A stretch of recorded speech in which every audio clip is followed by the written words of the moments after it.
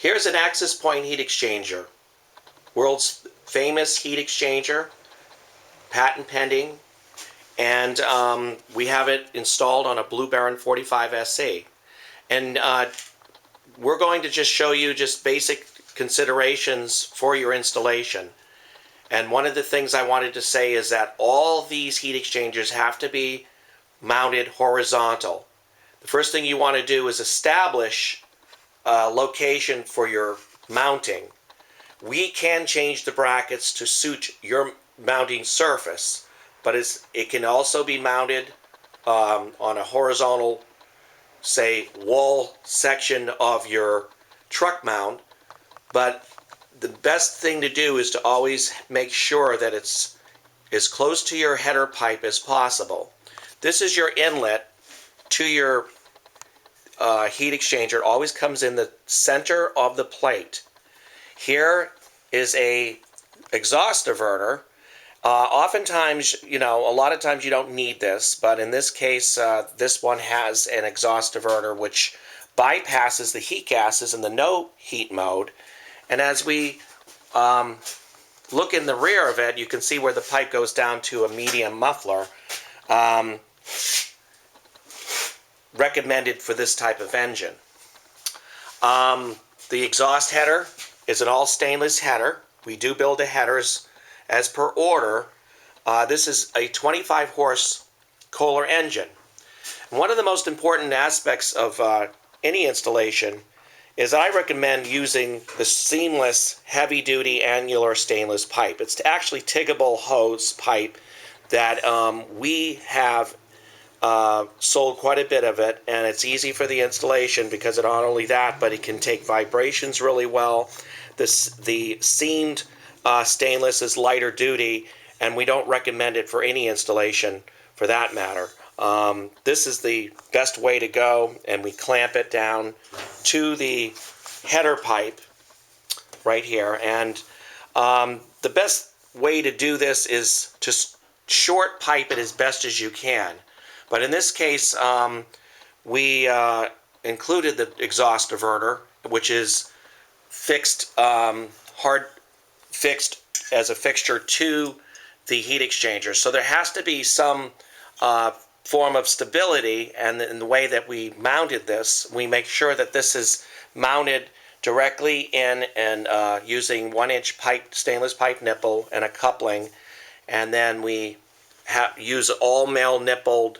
Except for the inlet coming in, we use a stainless 90 and we flange it off.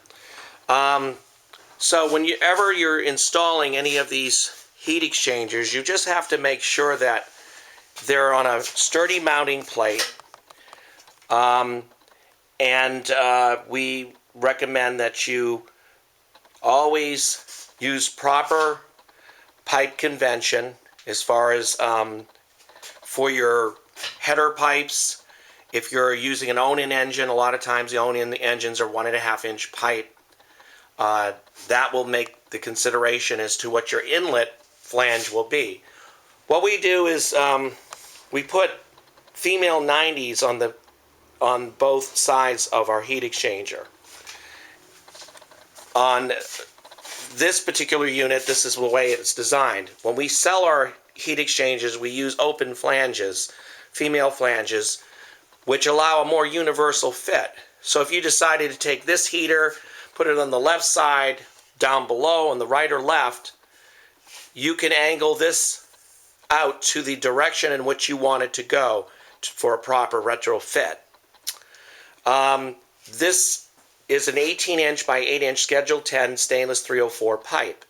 We can make it a little bit shorter, but including the access to include the access point artwork in the way that we design it, we cannot really go below 16 3/4. But in most cases, the 18 inches usually works in most cases. We build an aftermarket heat exchanger for the Pro Chems, but what we do is we put it down on, so that these standoffs don't exist. The feet are directly to the body, and we slot it and we make sure we have a template at the shop that allows us to make sure that both front and rear line up, and that when it comes out through the front, that this exit pipe lines right up with the exit hole coming out of the blower panel. We change our brackets. Say for the Cub XL, we can have the bracket come here and have it come out in a different way. We recommend that the customer send us pictures to enable us to get a better idea of your situation and the way that it should be hooked up. We can give you recommendations. So this is our famous split header. And the reason why we use this is that it gives you a true, always true alignment between the exhaust port and the flange itself. So a true mating always exists, and then this is your corrective zone right here from your all stainless header. You can use the existing pipe that you have, but in no way should you ever have a muffler on the inlet, because that will capture all your useful energy, and then there will be backup pressure issues. In this unit here, this acts as your muffler. So you get rid of your existing muffler system, unless you decide to use it as a bypass muffler. That would be okay. But when your header pipe comes in, goes straight through a diverter, or if this diverter is not here, it goes straight into your inlet, and that, in short, that's it. And then as it comes out the back, comes straight out. In this case, it comes straight down into a preheater. But in a lot of cases, people might want to mount it to the side. And if they mount it to the side, they're going to elbow this from their female flange and have it come straight out through the front. Or into a silencer. In this case, we don't have it set up like that, because we don't use anything to tie down our system of airflow. We make sure that it comes out nice and straight through without any restrictions. We don't recommend putting preheaters on the ends of the blowers because there's too much restriction. So many manufacturers, they don't care because they're going to save money and time, and they try to use the word space saving in order to get around their poor design. But in this case, with our heat exchangers, we don't need any of that as far as tying down our vacuum system. But getting back to this installation, this heat exchanger here, a lot of times people don't even need preheating. Because of the way this patent pending is designed, it's designed to give you a simultaneously instant absorption of heat gases into the coils, and thus give you an instant rise, which means that you're having a more stable heat throughout the system. And your time between high and lows is diminished in the time frame, so you have a more stable heat. So we're really happy with the Access Point heat exchangers. It's become a great heater for the industry, and we sell them overseas as well. We even have one out in Australia, a couple out in the UK area, Europe, the Middle East. These units have also been used for more than number of uses. Also used in mixers, for the cement mixers that enable you to have a preheated water to keep the mix from freezing. We have another application where a guy used it to wash down gold in Africa, that he used as a heater to wash down the gold and separate it from the bedrock and whatnot. But there are multiple uses in the industry for these heat exchangers. We really take pride in what we do, and our materials are top-notch, and the way that we put these units together, it's virtual artwork and a special procedure. They get pressure tested 3 times during the manufacturing process. So in conclusion, the most important part is number 1, determine where you're going to put this. On a nice hard surface, We recommend it not being mounted to a floor mat or anything like that. We recommend there be at least, a plate where it will be set down on and nicely protected.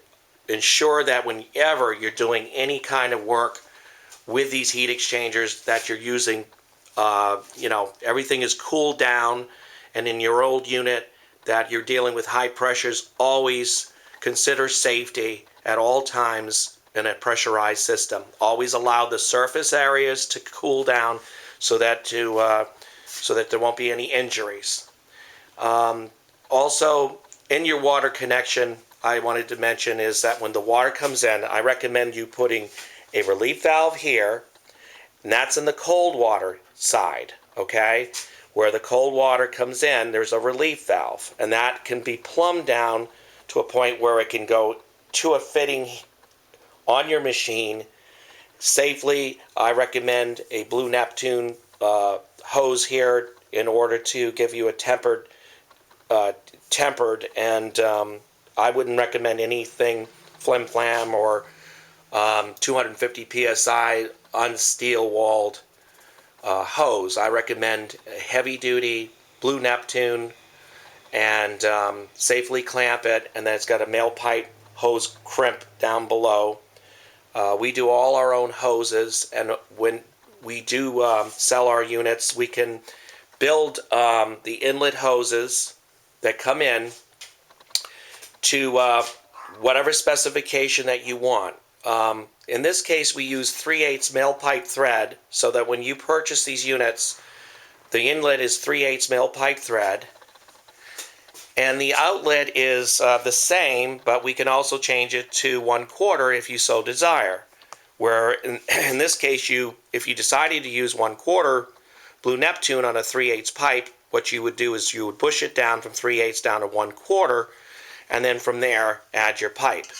We recommend that you use a series of pipe, or at least bring it down to a point where there is a dissipation of heat, because if you put it right up to the heater, the Blue Neptune, even though it has high heat tolerance and pressure rating, you still are going to have a problem with overheating and possibly breakage and wearing down of the Blue Neptune hose. So we recommend to design this in a way that it's like a heat sink. It comes all the way down to the bottom, and we do have a Blue Neptune here that allows a correction zone for the hookup down here to the frame, and we have a little TIG welded part of this, which allows you to affix the hose, and then underneath it, of course, on the other side is a 3/8 Blue Neptune going to the front of the machine, where it eventually works its way into a quick connect.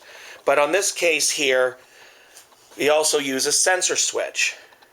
This isn't a sensor device, and it's bimetal, and when it reaches the 285 degrees, it will shut down the engine. We have this tied to your white wire of your Kohler engine, which is your ground, which is your coil, and this is a ground switch, and this is connected to ground. When it becomes ground to this pipe, it will suppress the coils when it reaches 285 degrees.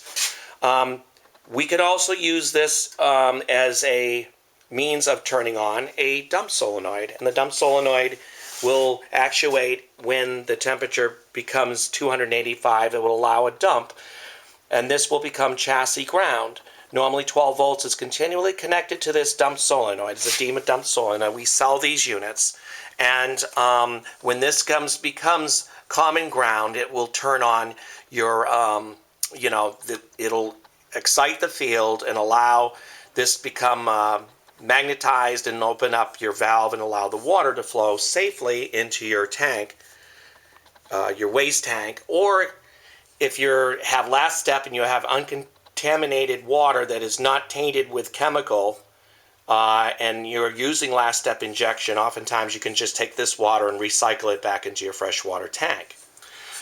In this unit here, it is designed to turn on when 12 volts comes to it. So in this case, chassis ground and the engine ground is always connected together in this situation. But in other cases, you're using ground to turn it on through the use of that sensor switch. So the way this Blue Baron was designed, this was designed to turn on when 12 volts came into play by the use of a thermostatic switch, which a dial rotary adjustable switch that's in the front of the machine. It's a 12-volt switch that is operated through a capillary probe, and when it senses the temperature, it sends 12 volts to this, and it turns it on. So in this case, this turns on by 12 volts, opposite of the other one, which is turning it on by ground, where 12 volts is continually connected. So as we come around here, you'll notice a thermostatic switch down here, and that will adjust put tension on the diaphragm inside, and will adjust to whatever temperature setting you decide to put it on. And then this probe assembly here, we have it hooked up where the flow is in direct line as it comes in from the heater, goes through a filter, comes in, comes across into a T. Now you'll notice a 1/2, we do sell these kits where you can connect it, the probe assembly. We do sell the thermostatic switches as well. And it comes in through a probe union, and then through here, and it sits right here. Now when the water comes in, it's in direct line with this probe. And as the water, as it goes out and terminates out here and comes around the other side and into your carpet cleaning solution hose and via carpet wand or whatever device, cleaning device, wand, or whatever you have, floor washer or whatever that you have tied to this line.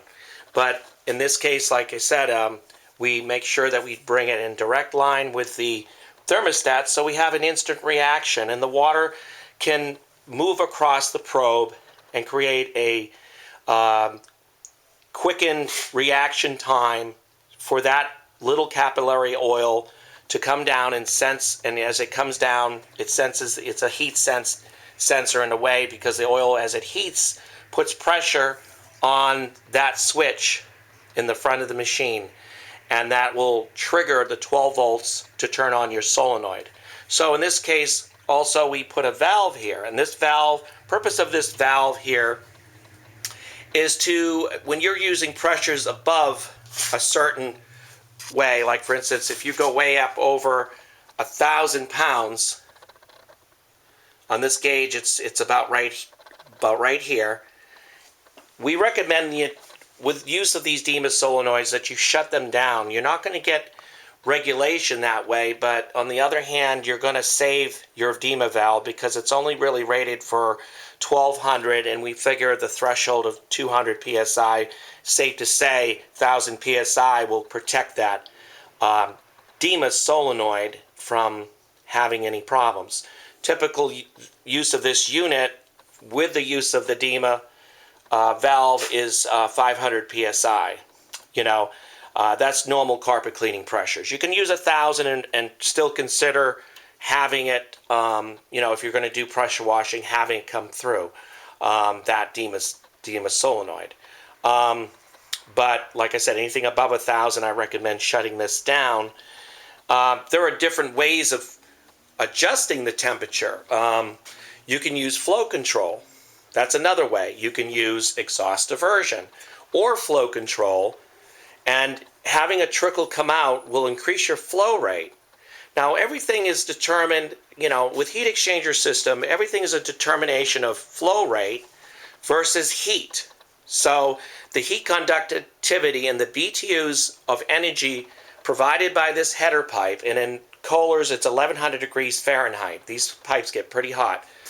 That's why I like using Kohler engines for their longevity, as well as the exhaust energy temperatures they produce, in order to give you a good transfer of heat. So between the Kohler engine and the Axis Point heater is a winning combination. We really love the way these units work, and they have exceeded even the high-priced units that are out there today. So if you buy one of our Axis Point heaters, it's going to add equity to your truck mount, improve its markability, and you'll get more money for it. And if you decide to keep it, you're going to have a tremendous amount of heat, and you're going to be able to do all the work that you need to do in order to be successful in this business and keep your clients happy. So another thing is I wanted to say is that we have a check valve here, and we always recommend the use of a check valve. That way you don't have water backing down into your unloader and radiating heat into your pump. And your pump is located over there, and we gravity feed it through a mixed tank, and we often recommend the use of a mixed tank. And we also recommend the use of pulse dampeners in order to protect your coils and your overall plumbing. That's standard industry. Another form of dampening, of course, is your bypass. When you put water out of your unloader and it comes in through your bypass, there's a form of absorption of pulsation energy from your plungers in your pump. That's another means in the fact that we're using a low water shutoff system to protect your pump. Also, those pulsations are absorbed through your bypass as well and into your tanks. So that's another form of pulsation absorption and dampening to protect the overall piping. This system here, we've had we've sold 53 plus truck mounts, and we've had very wonderful luck. Okay, the only failure that I had existing for this heat exchanger is when someone froze it. Okay, there's no getting around that. This is 3,500 psi, but if you freeze it, there's going to be problems, and that's why we recommend the use of a preheated holding tank that will preheat your water. But not only that, allow a drainage system. Put a drainage system, make sure your system has a drainage where it allows you to drain out your mixed tank during winter season and then fill it with windshield wiper fluid, so that when you allow it to feed through the system, through your pump, through all your pipes and hoses and out through the front, you're going to be protecting it during the winter season. So this is a real easy hookup. It's just using common sense. We use Blue Neptune high pressured hose in the inlet as the cold water comes in. Pressure relief valve, 3,000 psi. We sell that with our kits. As it comes out hot, comes down below into a preheater, or if you decide not to use a preheater, which many people have been successful without the use of this because of this amazing design, then that's what what a lot of people do. In this case, we have a preheater, but a lot of customers aren't using the preheaters. They're just using the heater because that's how good it works. So that's in conclusion of this tape. And call us. We're open 6 days a week, and we'll answer all your questions and your carpet cleaning needs. Send us pictures. We'll send you sketch scans back through the email, and we'll help you out. We're open on the weekends, on Saturdays. We're closed Sundays. We'll be talking to you, and good luck. Thank you. Bye.